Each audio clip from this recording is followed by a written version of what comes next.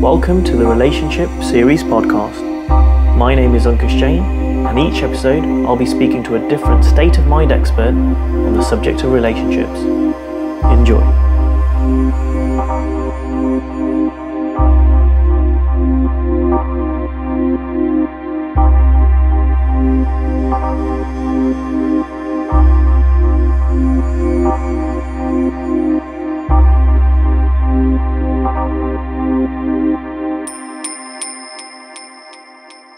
Welcome to episode 46 of the Relationship Series. Now, normally each week I will tell you that I'm excited to be interviewing another state of mind expert, but this is going to be the final episode of this long-running series. And for the final episode, we wanted to do something different, and so the tables are being turned today. And I'm being joined once again by Jill Whalen, who I interviewed a few episodes ago, who's a wonderful interviewer in her own right. She's listened to every single episode in this series, and so she has offered, and I'm delighted that she will be, I say delighted, I'm actually a little nervous that she will be interviewing me on the subject of relationships. Hi, Jill.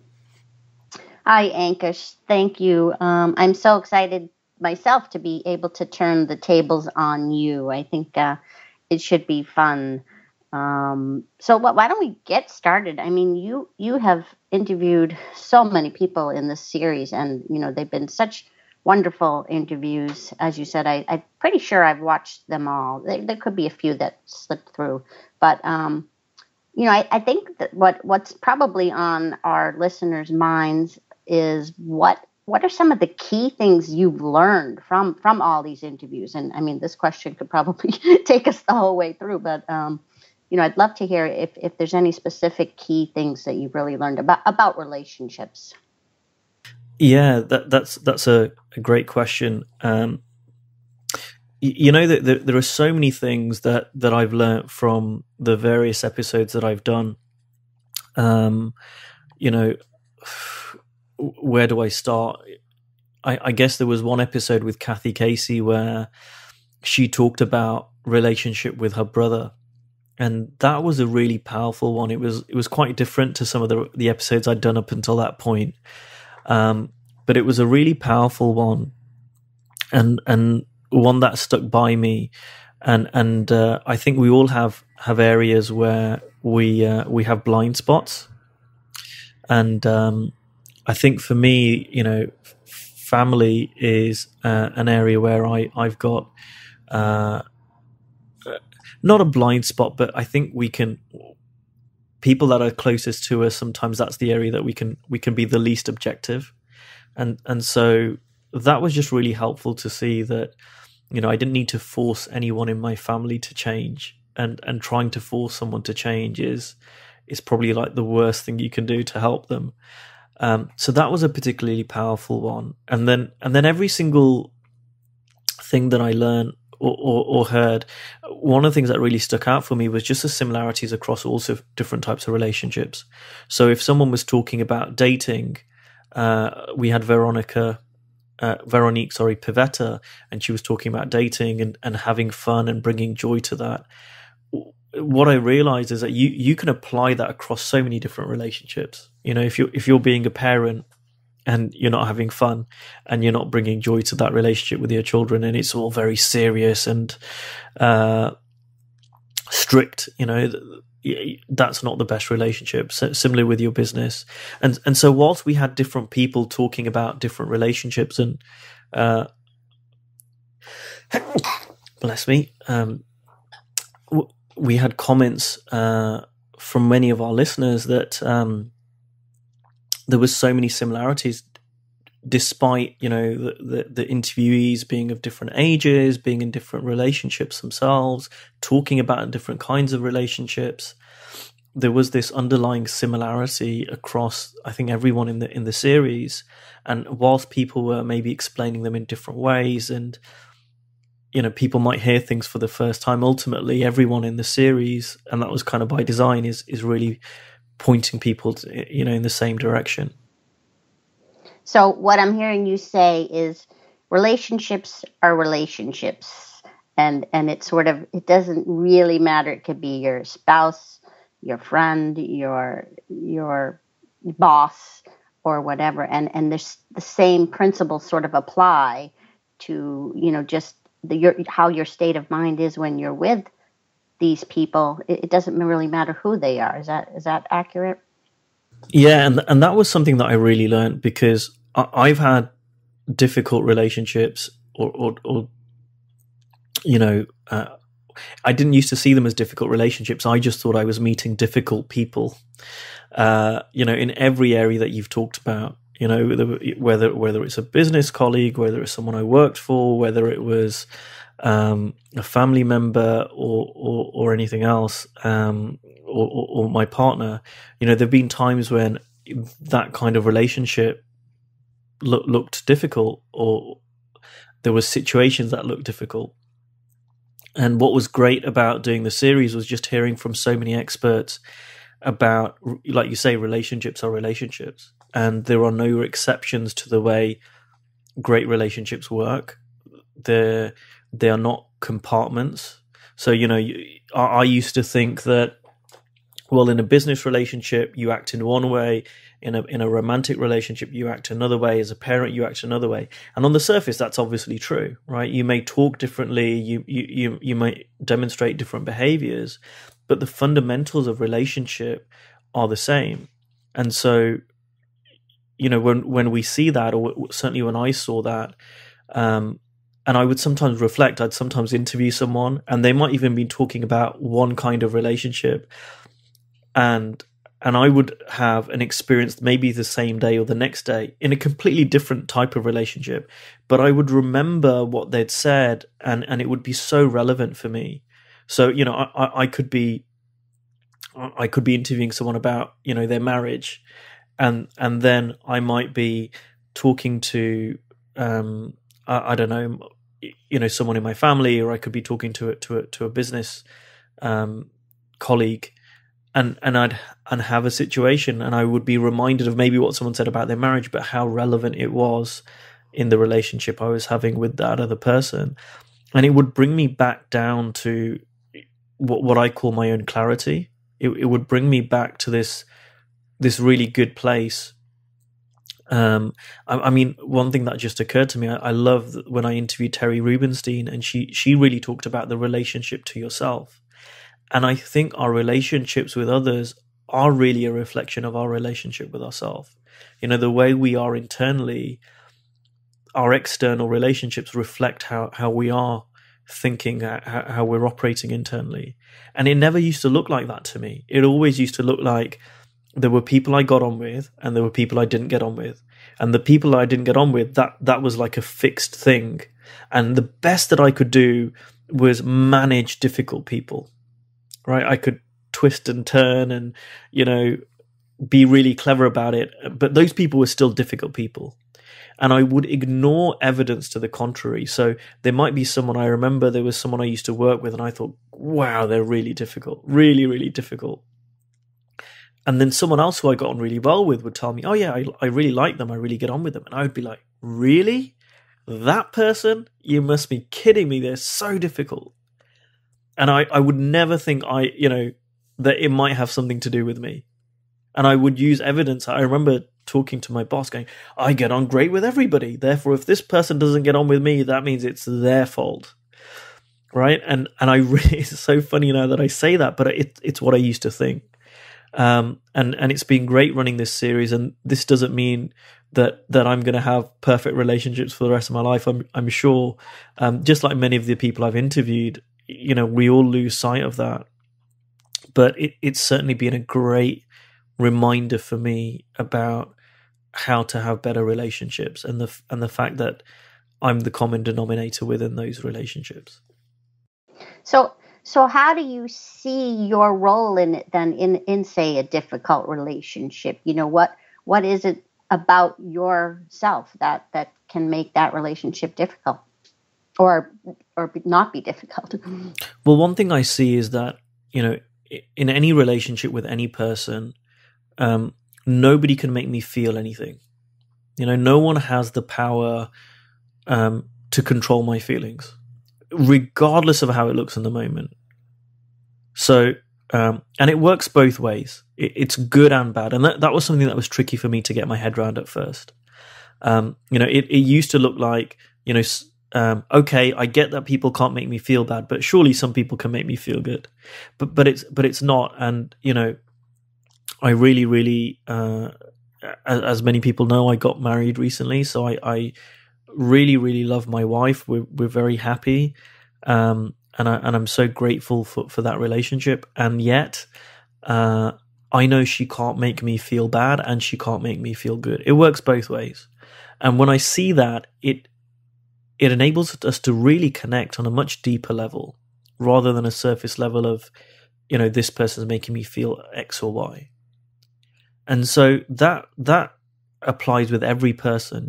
I might go into a shop and get really bad customer service, and in the moment it really looks like my anger is telling me about what an idiot the customer service rep is. But that customer service rep does not have the ability to make me feel upset. They do not have the ability to make me feel angry. And when I see that, it changes my relationship. Now, that doesn't mean I can walk around being best friends with everyone, but it means that there's a lot more possibility for connection than I have experienced in the past. Before I got introduced to this, state of mind understanding, and it's been powerful. I remember, some of the biggest shifts for me when I did, when I was introduced to this was in the realm of relationships, all kinds of relationships. To the point where I thought, they were almost miraculous. Things happened, or relationships were changed in ways that I just simply didn't see possible. So people that I necessarily at first might not have gone on with, then did turn into good friends, or maybe not even good friends, but just I was able to move to a much better connection with someone when I didn't get lost in my own misunderstandings. And the misunderstanding is they're making me feel something. So that's been just hugely, hugely powerful and beneficial. And like I said, I lose sight of it, but knowing that is true, that it's a fact, enables me to come back to that time and time again. And I catch myself now. I catch myself when I'm upset or angry or annoyed or something like that. And sometimes it's not in the moment. Sometimes it might take me a little time, but there's something in me that knows that to be absolutely true. Right. So you don't see it all the time, but when you know it and then sometimes can come back to it, it can make a difference. So would you agree with the statement that it takes only one to tango, or in other words, to change a relationship? And have you seen any specific examples in your own life of that? Yeah, absolutely. I think that's one of the biggest. Thanks for bringing that up, because it's one of the biggest lessons that I've learned. Because again, prior to me being introduced to this way of seeing relationships, way of seeing the world, it was like, well, I can do my 50%, but if the other person doesn't do their 50%, well, that's not my fault, and I could put my hands up and say, well, at least I tried, and they're just an ass, or whatever, right? And that's changed. It puts a lot more responsibility on me in a good way. I think this has really helped me mature in my relationships and really be an adult, because it's childish in many ways to act and to think, right, well, it's his fault, it's her fault, oh, mummy, daddy, look, I'm so upset because, right? That's very childish, and we know when kids do it, we can see how childish it is, and really, to me, this is about growing up and realizing that I've got the ability to have great relationships through the way I show up in the world. And if I absolutely know that it's on me, it's down to me to choose whether I have a good relationship with someone or not. Well, that puts all the responsibility and onus back on me. It stops me being a victim to other people's behaviors and actions and moods. and really puts me in the position of being a responsible adult. Now, like I said before, that doesn't mean that everyone's going to be my best friend or I'm going to have an amazing relationship with everyone. But what I found is if I stay with that understanding, two things happen. One, either the relationship improves, or two, the other person moves away.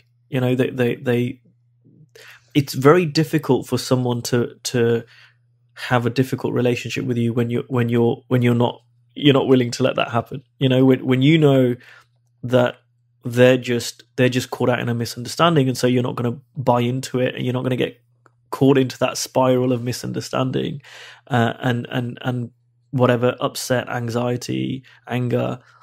It's really hard for the other person to be in that same space. So they either they calm down and they realize, that or they see things differently, or if they're so intent on holding on to their misunderstanding, they just have to get away from me, right?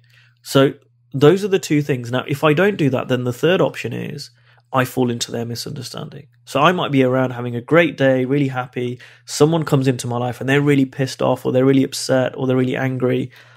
And if I forget what I've been talking about, then I can get caught up into that too. And I get caught up into that misunderstanding, and I join them in their upset and anger.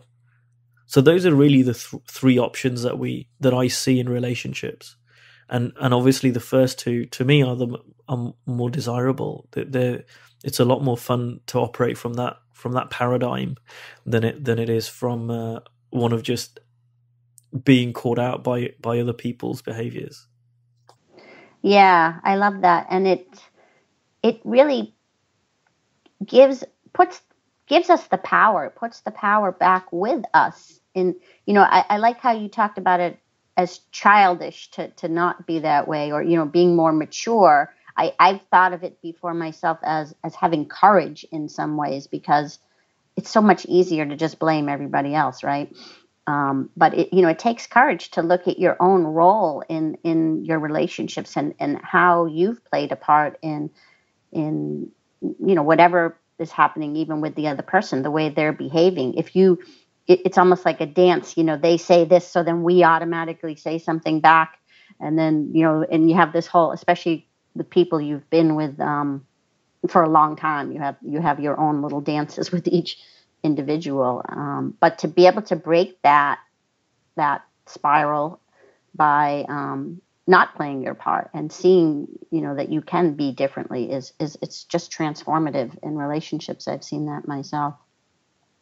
I would say, Jill, just on that point around courage, that I think at the beginning, yes, it looks like it takes courage because we're so used to operating in the way we're used to operating.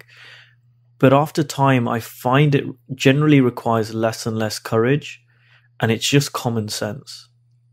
So, once we realize that, I'm creating my own reality, right, through our own thinking, and it's coming from me, not the other person, and we see, and once we've had an experience of that, that's the greatest teacher, because once you've been in that situation a few times, and then let's say you get upset with your romantic partner, right, and you've done it a few times, and then you realize, oh, when I was upset, I just wasn't thinking clearly, and you've had that experience. Well, it doesn't take courage anymore to kind of swallow your pride, as it were, and calm down a little bit and maybe listen a bit better, all of those things, because you realize that that's just the way it works. Yeah, you're right. I think the courage is at the beginning to even see that we're in a that we're creating our own experience. That's once you kind of get past that part, the rest starts to fall into place more, I think. Let me switch gears a little bit here and ask you something else. You've had you've had a few couples on, and you've had people talking about relationships. Let's say like you had Rudy and Jenny Kennard, who have now since gotten divorced, actually. And I think there's even a few other, maybe some other people where relationships have split up that you've interviewed. So I'm curious, what's your take on that? I don't know if you've seen Rudy and Jenny's videos about their breakup, but here you have people who know this stuff. They know how relationships work, and this is, you don't have to talk specifically about anyone in particular, but how can they just break up? Like, what's your take on that? Yeah, and it's a good question, and I can't really comment on anyone's particular relationship because it's a very individual thing, but I can comment on my own life and my own journey, and the two things that I've seen. Generally, if I look at a community, if you look at a general community in the West, should we say, broadly speaking, couples don't tend to last, relationship-wise. Romantic relationships don't tend to last. Most people, I don't know what the statistics are, but, I don't know whether it's over 50% now, but I think it is, of marriages end in divorce. So across the board, most people don't tend to work out. Having said that, when I look at people I've interviewed, if you look at it in the same community, they've got a much higher rate of staying together. And to me, that was very interesting from day one, because I hadn't seen that with any other community of people, including many people in the personal development world. They seem to have as many messed up relationships as anyone else, including so-called relationship experts. So that's been interesting to me. From my own point of view, I've met someone just before I started doing this series, and subsequently got married, and I've seen deeper and deeper the just how amazing that person is, my wife, and that's been really helpful, or should I say, it's been really helpful to learn what I've been learning and the things that the people that I've interviewed have talked about through that process. And I don't think I would have been able to see all of the great things in her because my ego would have got in the way previously. And that ego would have been made up, it was a result of my misunderstandings that I had about relationships. So for me, it's been really, really positive. For in my own experience, being involved in a romantic relationship as a couple, and that continues to grow day by day. Now, I used to have a misunderstanding, which was, I want to get married to one person. That person's going to make me feel good, and I don't want to get divorced because that's going to make me feel bad. Now, everything that everyone is pointing to in this series is that our feelings are generated from the inside out. We do not feel outside people. We do not anyone outside of us or their actions or behaviors. We do not feel any events that happen.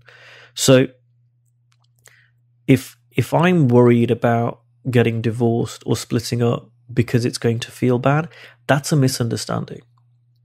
And I believe that being worried about that in a way is more likely to lead to a relationship not working out than it working out. And so the way that I live now is I can't predict the future. I can't control the future. And in my own coaching and when I work with my own clients, I've really had to move to a place where I'm not getting too involved in their behaviors. And this is the same for me. I'm not too worried or concerned or focused on my own behaviors. What I am more concerned, or maybe not concerned, but what I'm more focused on is where the behaviors are coming from. So if behaviors are coming out of misunderstanding, if I split up with someone because I think they're making me feel bad, that's a misunderstanding. if I have a friendship with someone because I think they're going to make me feel good, that's a misunderstanding. Now, if I had a client who was in a, let's say they were married and they wanted to split up, I would really look as to why. I want to see what's going on behind that. And if it was from a place of wisdom, and how do you gauge that? It's a gut thing. You gauge it. I can tend to feel where someone's really up in their heads and they're like, she's just the devil incarnate and I need to get away from her, and whatever. They're probably not thinking clearly. However, if someone's saying, you know what, this isn't, I've been with them for a long time, and we're just not compatible, for these reasons, and they're just really in a great space, and they've not rushed into any decision. Well, I've got to really respect that, and I've got to respect that in myself too, that I know what's best for me at any given time, because we've all got access to that. And I found that, over the last 4.5 years since I've been introduced to this paradigm, this new paradigm of psychology, basically, is that I've done things which don't make sense to other people, and they've worked out in the main. And I haven't done things which other people say, you should be doing this, whether that's in my business, in my relationships, or anything else. But I trust that wisdom that I've got. I trust that gut instinct. And, my wife and I have had a saying for some time: let's not make any big relationship decision when we're upset, because we're not tapping into our wisdom when we are. But that really applies. You can expand that out. Let's not make any big life decisions when you're upset and angry. Often it looks like that's the time that we need to make decisions when we are. But as long as we're in that real clear state, then anything that that makes sense to you, I would trust that. And when I've made big decisions, such as when I quit my job, my corporate job, it was a big decision. Now, it made sense to me. I got to a stage where I was like, this makes sense. But there's no urgency. When wisdom, shows itself, however that does, when you get an insight, when you get, eureka moment, or when you just got that real clear thought, there's no urgency to it. Or for me, there hasn't been an urgency. The urgency tends to come with misunderstanding. So when I decided to quit my job, I was like, well, do I need to quit it today? No. Does it make a difference if I wait 4 or 5 days? No, it doesn't. So I waited 4 or 5 days and I just sat with it.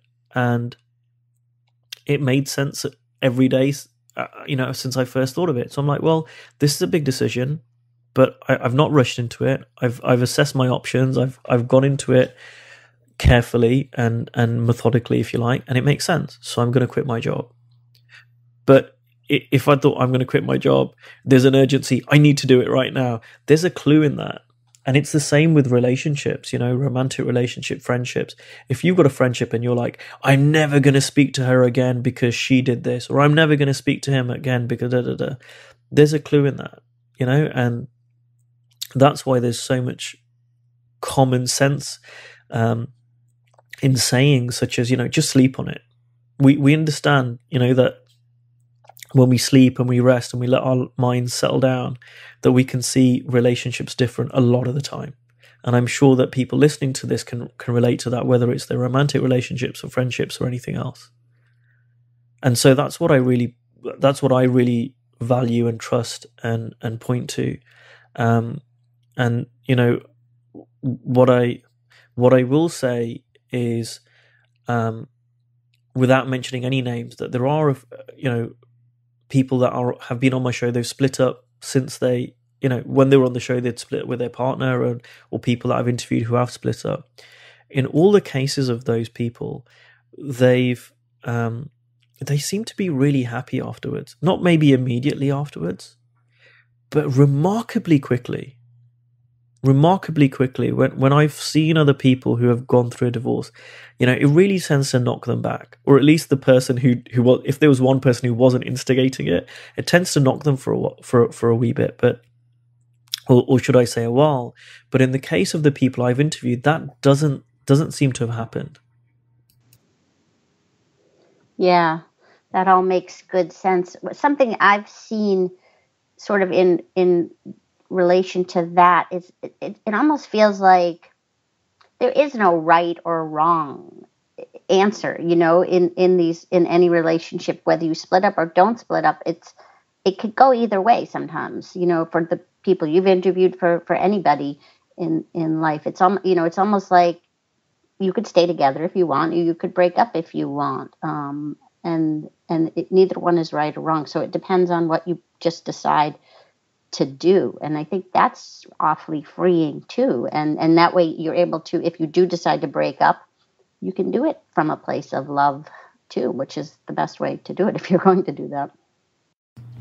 Yeah, absolutely. And I've seen that. Some people will say that they might have listened to an episode. I remember we had a comment on the George Pransky episode where, and I don't think George was saying this, but someone had interpreted it as George being very simplistic and just looking to love, and you should end up with someone, and maybe this person had a bad experience. I don't know, but they commented on the interview and said, it's too simplistic, and sometimes people are in bad relationships they should get out of. And I replied to the comment and just said, I trust people to trust their own judgment. And so, I hope that comes across in the series that, misunderstanding is misunderstanding, and misunderstanding can lead people to end relationships which could have been beautiful and carried on. And misunderstanding can also cause people to stay in relationships where they perhaps needed to get out. So, I've certainly heard stories of people who have been in relationships where there's been abuse, maybe even violence, and sometimes they've stayed to the point of their own death, and people think, why did she not leave him? Why did she stay? And this happens, by the way, for men and women. Nowadays that there are domestic violence and abuse situations for both sexes, and people through their own misunderstanding can stay in those relationships. And I find that if more and more people really understood what we were pointing to in this series, then the ones that should get out of the relationships for their own health and sanity and safety would leave those relationships. The ones that should leave the relationships because of their own health, sanity or safety, when they understand what we're pointing to in this series, then I think it's more likely they would be able to do that, or that's really my hope and aim. And on the flip side, people that may have lost that loving feeling, in their romantic relationships, or even just a good feeling with family, or just even a difficult colleague, they can find perhaps that feeling inside of them, and return back to a better relationship. And there's an awful lot of wisdom that we have inside us that can help us with making those decisions. And there's also a lot of structural support out there. So if people are listening to this and they are in a situation where they're scared, or there is some abuse going on, please use the services that are around you. There are so many things that can help people. Charities and local government agencies that can help people. So certainly in the US and in the UK, to help people in those situations. And I'm glad that there's more and more awareness around that. But I think there's a missing piece, which is helping people tap into their own wisdom, because the structural piece around offering people support and legal help and all of that stuff, that's great, but it starts with a person's own wisdom. And I think if more and more people understood this, they would leave at the first sign of trouble. And I've seen that if you take and maybe this is not true, maybe this can happen to any one of us, I don't know, but I'd like to think that if I was in a situation where someone started hitting me, I would get away from that person really quickly. I'd like to think, and maybe we don't know until we go through it. So I want to be respectful for people that have gone through that, but I'd like to think that we're pointing people to something that gives them some strength, to trust that wisdom to get away from situations if they're in those themselves. Yeah, I agree. I think this understanding also is really helpful to people who, I think you touched upon it. Say you have no choice in the matter. Your spouse wants to break up with you, and that's it. And they're telling you that's it, and so you really have no choice. I've seen that. In fact, my own daughter, that happened to her with her marriage, and thankfully she had already started to get a little bit of this understanding before that happened, and it seems to me that what's really helpful is just it's almost, you could see how it's in your own mind, just kind of learning to wrap your head around having a new image of what your life is going to be like, because that seemed like to be the hardest part for her. It was like, you expect here you have this marriage, this life, this is what's going to be like the rest of my life, and suddenly that's pulled out from under you, and that could be from a million different things could happen to someone that does that. So learning to just have fewer expectations maybe, or just change your image in your head. Do you have any thoughts on that sort of thing? I think it comes back to what I said before around, expectations come from misunderstanding. It's funny, in my coaching I talk a lot about expectations, as expectations really are the forerunner to disappointment. If you have expectations of someone, at best they can meet your expectations and you're going to be okay, and at worst they don't meet your expectations and you're going to be disappointed. So those really come out of disappointment. And I find that George Pransky was someone I interviewed, and his book, The Relationship Handbook, he talked about, one of the chapters was on communication, and he said, a load of experts talk about communication, but they miss out our state of mind. And it's not about communication, but it's communicating when we're in a better state of mind with others. And I think that's the same thing around expectations, that and I'm not saying always, but I find that when I'm in a better state of mind, I communicate better. When I have less misunderstanding, maybe I should say, I communicate better, and there seems to be less vagueness around expectations. And when there is expectation in a relationship, whatever kind of relationship, maybe my parents expected me to do something and I didn't do it. As long as I'm operating from, as best as I can, not having misunderstanding about people being disappointed in me or anything else, I can communicate better at that stage and clear that up. And so, that's okay. I'm also a really big fan of, and what I found is actually that as I've dropped misunderstanding, not only am I just communicating better when things don't go well or whatever, but just up front, I find that I'm just a lot clearer. I'll give you an example. I had a boss who I was really scared and nervous of, because I used to find he used to get angry, and I used to think when he gets angry, I feel bad. Right? That was my connection. So I really didn't like feeling bad. So I tried to avoid making him angry, and so I wouldn't take any risks. Right?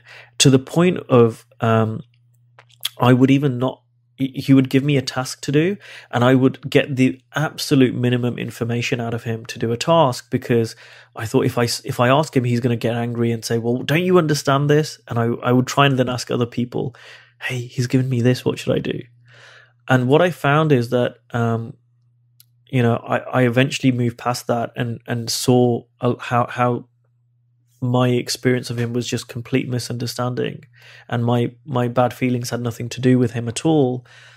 And I started being a lot more clearer with him. So when he would give me a task to do, I just say, okay, just to be clear,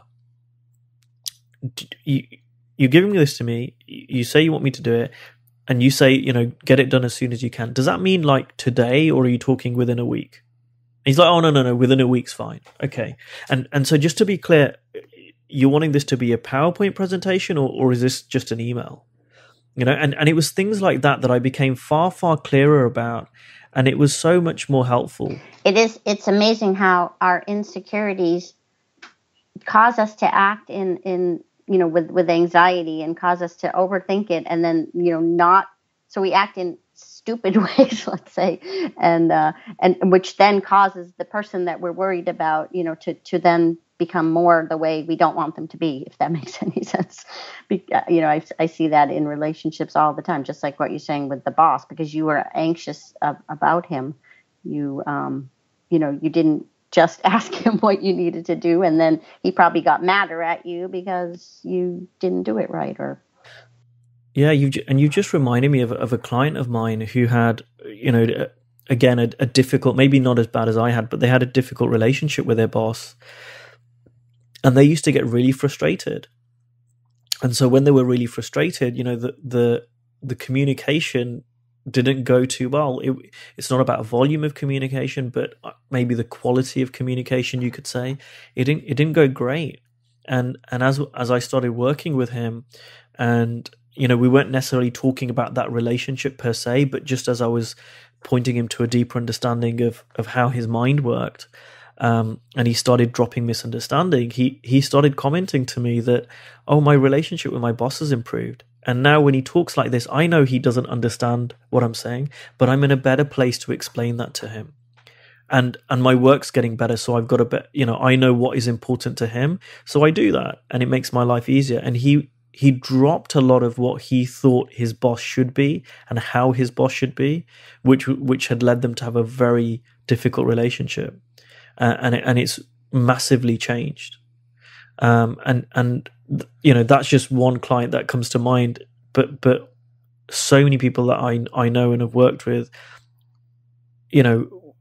tell me, if it's funny that they may come to me for something. They may come to me because maybe they want to work on some kind of personal development. Maybe they want to work on their marriage or something, but they'll often tell me that other relationships in their life, or maybe relationships in general, that we've never talked about in our sessions, start to improve, because this is a universal thing. If you've got misunderstanding about how the mind works, then that will play out in all of your relationships in different ways.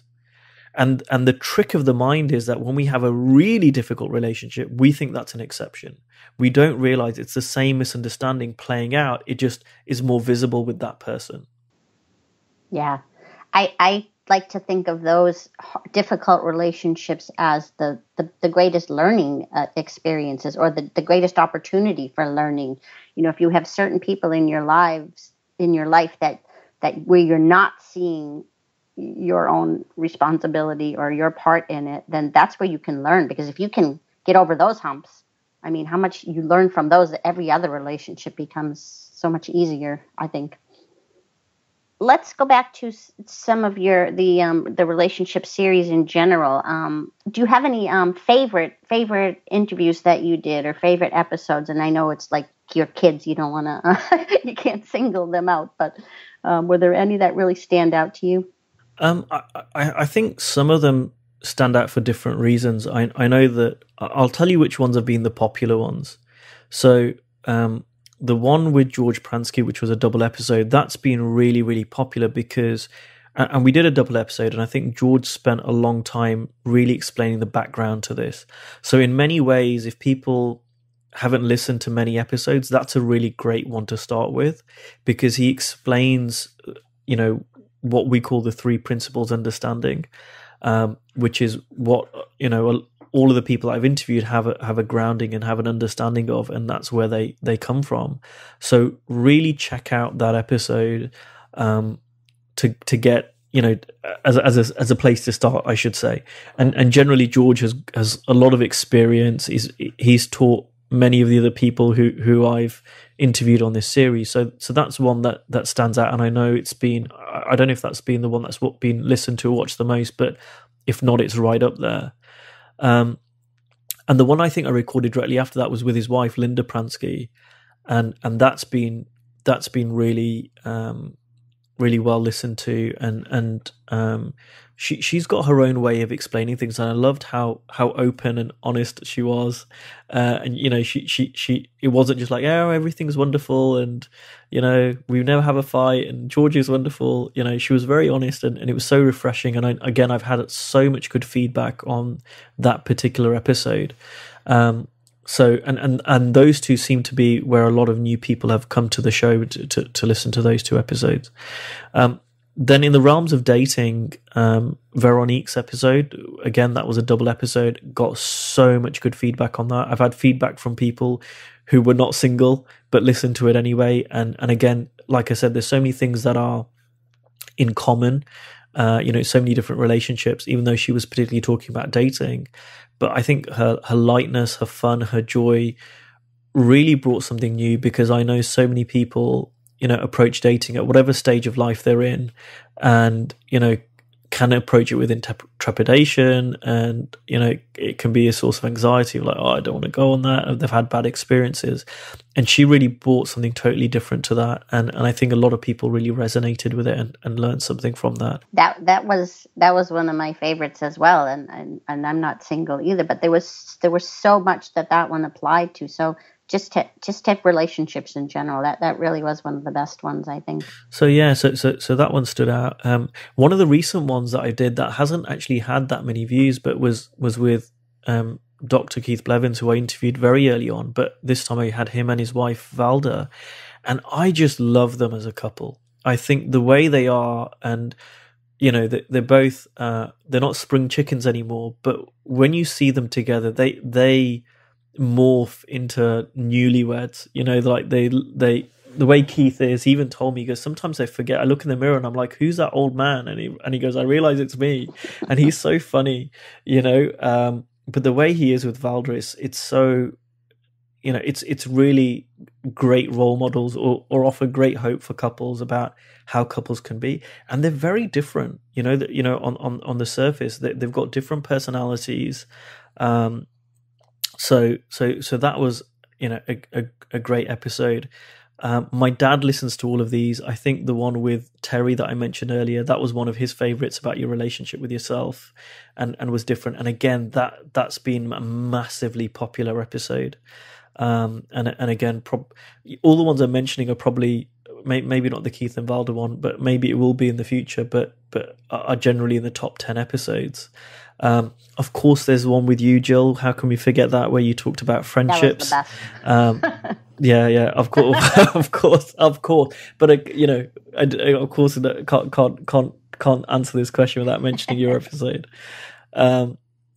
So many, and I'm probably Kathy. I mentioned earlier on Kathy Casey's episode where she talked about working with like real violent offenders. She just told 2 stories in that whole episode, and it was so powerful. Joe Bailey talking about compatibility, that was a great episode. One that was really impactful to me at the time. That one with Piers Thurston fairly recently was really good too, about how his wife, just told him she wanted a divorce one day, and that was really compelling, I thought. Well, and this is the thing, Jill. I've given you a handful of ones, and ones that are really popular, and I've probably missed out. I'll get off and I go, oh, I didn't mention this one and that one and that one, and there's so many great ones. And it's funny because any episode that I've recorded, any single one, someone will have listened to it and got a ton of value out of it. And I won't tell you which ones, but there were some that I did that I was like, that wasn't my favorite episode, and that will be the episode that someone will tell me changed their life or changed their marriage. So we're all of us are pointing in the same direction. All of us are pointing to having better relationships from what we've learned about state of mind and how the mind works. And different people resonate with different voices, and that's why it was so fun for me to have 40 or so different people that I interviewed over the last 2.5 years, to bring all those different voices along. And I really hope that this is the end of the series, but that it continues to live on. It's on YouTube, it's on iTunes, and that more and more people discover it, and they are. I've had so many people discover it in the last 6 months. And then reach out to me and tell me, how beneficial it's been for them to listen to, or for their marriage or something like that. And I really hope that that people keep sharing these and listening to them in the future. Was it difficult at all to get some? I mean, you've got people who were, pioneers in the three principles industry. Were they all just happy to come on the show? I think in general, yes. I use my my own network, should I say, people that I had met. I'd been training and coaching from This Understanding for a while when I started the show. So people that I'd met personally and knew were people I approached first, and they said yes. And then you kind of get a little bit of momentum, so it becomes safer for other people. If you can say, well, so and so has been on the show, then it's safer for them to be on it. And I thankfully got some really good feedback. People have been very generous and positive about the show. So, that's been really helpful and really great. There were one or two people who, again, I will not mention, who did not come on the show, but that was rare. They're lost. I would say, you said that, not me. I'm not saying that, but in and it's a shame. I would have liked to finish the show with everyone that I wanted to record on it. But that's the way it goes, and like I said, I'm glad that we've got the body of work that's being created, and that it's helping so many people. And again, my feelings don't come from who's on the show or not. I'm glad we recorded the ones we recorded. There's some people I did not even know about when I started recording. I mean, Veronique, we talked about. I didn't know she existed when I started the series, and I got introduced to her through Henk, who used to help out in creating the first few episodes that we did, or quite a few of the early ones, and she was great. So it's been great for me to meet people that I didn't know existed, if you like, and get to know them better. Gabriela Maldonado was someone else. I didn't know anything about her. That was a great episode. Yeah, how can I forget that one? And her story of meeting her now husband, who then I got to meet in person a few months afterwards. They came round to my parents' house and we had dinner, and she came and did an event in the UK with me, and so lovely, just such a lovely person that I really had the pleasure to meet and get to know a little bit better. So that's been really fun. You were probably, I expect, a little bit nervous to approach some of these people at the beginning. I think it's just a great thing in general, just for other people to see that these people are approachable. And, some people are so scared to just ask. It doesn't hurt to just ask people if they want to come on something like this, right? Well, I heard a great story about Bill Gates. Was it Bill Gates? I can't remember if it was Bill Gates or maybe it was Steve Jobs. I think it was Steve Jobs. And apparently this is the story. I don't know if this is true or not, but I read it recently that he went and approached, is it Bill Packard, I think, of Hewlett Packard when he was a kid, and said, I'm building this, some electronic item. Have you got any spare parts? And just found him in the phone book and rang him or wrote to him and said, I'm a young kid and have you got spare parts? And the guy laughed and said, sure. And then gave him a summer job in their factory, in the Hewlett Packard factory, building the things that he was looking to build himself. And I can't remember. I think it was an article or maybe it was a video that I watched of this. And he was like, most people, if you'd be surprised what people will give you if you just ask. And that was really great. And I've really found that too. Like I said, not everyone, but most people, surprisingly, how many people that I just approached and asked them, if you're coming from a fundamentally good place, will say yes. And one thing I will say is I wasn't coming from a place when I created this series about my branding or my publicity or anything else. I really was learning a lot from some great teachers, some great coaches. And I realized there wasn't a lot of content out there. And certainly around the realms of relationships, there wasn't. And that's why I started this series, because I was like, I want something to be created for the future that, people can, like I was, search for them and find it and listen to it. And that's why I made them available for free. I didn't create into a course to sell them or anything else. It really was about creating something that people have access to, which would be really helpful for them. And this has cost me time and money to do. You know, people don't realize that whilst I upload it onto YouTube, I pay someone to edit these. I have to pay for these to be hosted every month. And you know, I pay for that myself because I really want to support the other people who I've interviewed. And I think, again, when you're coming from that place, people can really sense that. And I guess this is in some ways relevant to relationships. You know, it's not about necessarily what we say or do in relationships, but more about where we're coming from. And so it's the same thing. What do you think? I mean, maybe you can't say or not, but what's next? I know you said that you're still going to continue to make some videos, I think, or interviews. Oh yeah, you're putting me on the spot now, Jill. What's next? Well, I wish I had something to plug. Right, I wish I could tell you, well, what's next is this, and I'm all lined up to do it. I've had a couple of ideas. So the original pioneer behind what we call the 3 principles, or the principles behind state of mind, was a gentleman called Sydney Banks. So I had an idea to do a show about him and the stories that people have about him. You're going to channel him, and then yeah, exactly. Because some people have got some great stories, and that would just be purely for me. Like, that's just stuff I love listening to. And then I've had another idea about widening things from relationships, and maybe just having something a bit broader, which is more relevant to the work that I do as a coach day to day. But who knows? I might do one of those. I might do both those. I might do neither of those, and see what they turn into. I'm not going to mention any names. I have got draft names in my head for both those things. But yeah, I will keep producing content. I love producing content. One thing that this show's really given me is showing me how much fun I have when I record these, and get them out there. And it's so rewarding to get feedback from people, you know, who've said over the last few years that, you know, just listening to a show has changed their marriage, or you know, changed the way they view things, you know, fundamentally.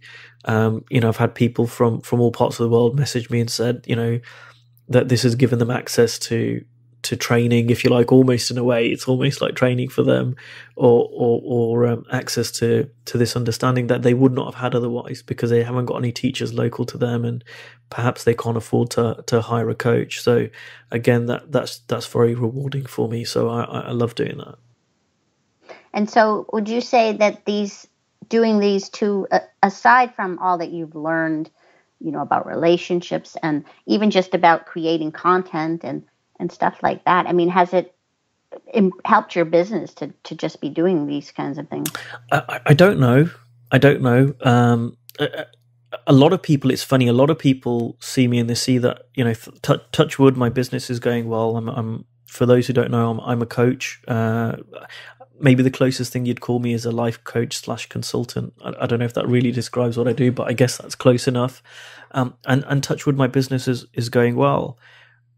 But it directly, I've never had a client who's listened to one of my shows and reached out for coaching, and that tends to surprise a lot of people. But I still, like I said, I didn't create these because I wanted to. It was part of my business growth strategy or client acquisition strategy. So it's not really been a problem, and I'm sure whilst it's enabled some people to know about me, and raise their awareness of me, which isn't necessarily a bad thing. Like I said, there's been no direct clients created from this, and even indirectly, you know, there's not been lots of people have gone, hey, I listened to your relationship series, I'd like to work with you for some other reason, or this is how I find. I can't in fact remember anyone that found me through the relationship series and then became a client. There may be, but I can't think of anyone off the top of my head. I think what these kinds of things are, I mean, you do them for love, you know, from the love of it, because you want to do them, and you do a great job. And then it's a credibility thing, and we're getting totally off topic here of business stuff, but it's, you know, to me, it lends credibility. So if people find you from whatever means, they can then look you up and say, oh, you know, you obviously must be somebody because you're interviewing all these important people and things like that. I know we're maybe getting a little bit off topic, Jill, but I want to come back to that and just let you know and let people know that I really don't care about that. Like, it's so not, because people have said that to me too, and it's so not on the top of my priority list. It's so not on the top of my agenda. I couldn't care less about credibility. I couldn't care less about being seen as an expert. You know, I've been really impacted by something, you know, being pointed to a new way of understanding relationships, to a new way of understanding myself. And it was so impactful. And I've come across a lot of impactful things. I've been around the personal development world for about 15 years.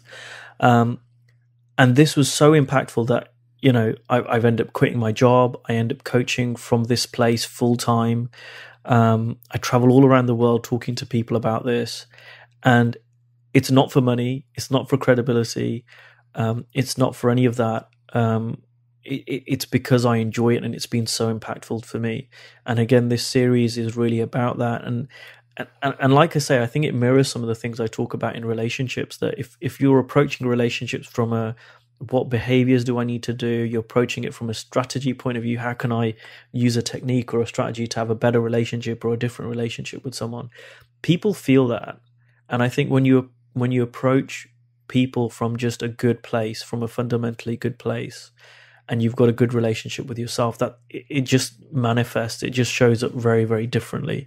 And I think that's the same thing with this series. And I hope that's what people recognize and see. And maybe that's why, you know, I get good feedback on it. I don't know, but it's certainly where I come from. Yeah, exactly. That's what's the paradox with this kind of stuff, because you're not doing it for those things, but it creates that whether you want to or not. And I wasn't suggesting that you were doing it on purpose for that purpose, but that's what's always so funny when people then try to recreate it for themselves. You know, let me do what Ankush is doing so I can gain credibility, but it's not the same when you're just doing it out of love. And that's why it's great. And that's why, you know, it's been so impactful for people, which is awesome. Yeah, and it's the same. It's the same in relationships. You know, I find that in the coaching world, a lot of people like to model, right? They let me find someone who has a great relationship with someone. Let me see what they do, and then let me try and model it.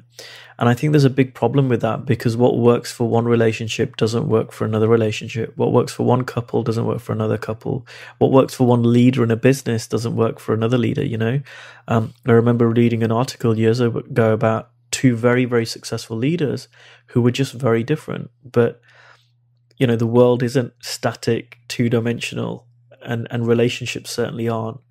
And that's why I think this is so powerful, because we're pointing people to back inside themselves, to their own wisdom, where they can do what's right for them to have the best relationships for their, you know, particular situation, for who they are.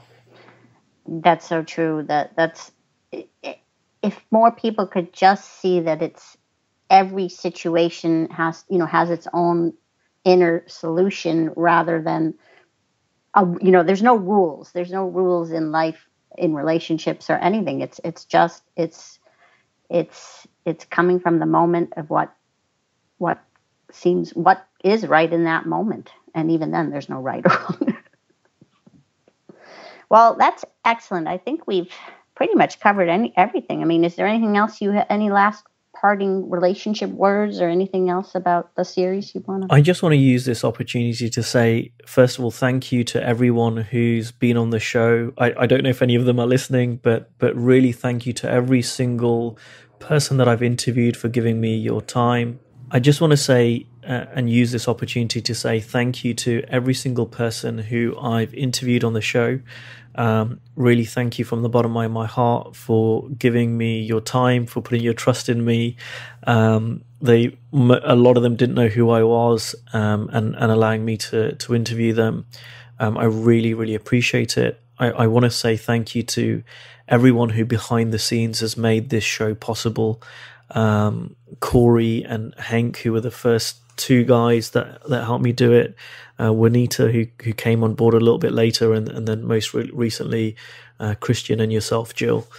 It's been really, really helpful. I couldn't have done it without all of you guys who have helped me behind the scenes make this show what it is. And finally, and by no means last, I want to thank the listeners. If I'd been recording this show and no one listened to it, probably wouldn't have gone on for as long as it has. But thank you to everyone who's listened to this, who's reached out, and if you've never reached out to me, please feel free to do so. I'd love to hear from you. You can contact me via my website or on Facebook. I know people reach out in all sorts of ways, but I love receiving emails and messages from people.